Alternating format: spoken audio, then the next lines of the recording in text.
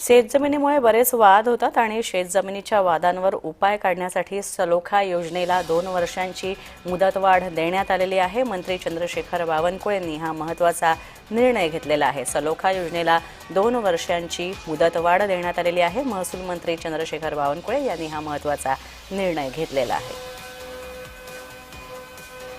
पाहूयात ही सलोखा योजना म्हणजे काय। अदलाबदल झालेल्या शेतजमिनीचे वाद मिटवण्यासाठीची ही योजना आहे।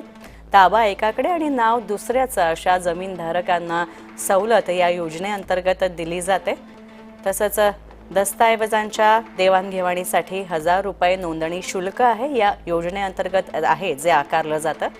तसंच गावातील तलाठ्यांकडे अर्ज करणं या सगळ्यासाठी सगळ्यात महत्त्वाचं असतं। तर सर्वसाधारणपणे 15 कार्यालयीन दिवसांमध्ये पंचनामा होणे यात आवश्यक आहे।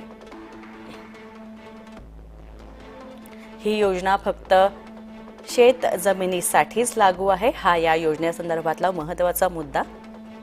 तर शेतजमिनीचा ताबा पहिल्या शेतकऱ्याकडे 12 वर्षांपासून असला पाहिजे, ही यातली महत्त्वाची अट आहे। तर बिगर शेती, रहिवासी आणि वाणिज्यिक म्हणजे जी कमर्शियल वापरासाठी ही ज्या जमिनीचा वापर होतो त्या जमिनी यात लागू होत नाहीत। पंचनाम्यासाठी तलाठ्यांकडे अर्ज करणं या सगळ्या संदर्भातला आवश्यक आहे। तसंच दोन्ही शेतकऱ्यांचे सर्वे नंबर तसंच चतुष्सीमा गट नंबरचा उल्लेख सुद्धा यात अनिवार्य आहे। तलाठी कर्मचाऱ्यांना 15 दिवसांमध्ये पंचनामा करणं आवश्यक आहे।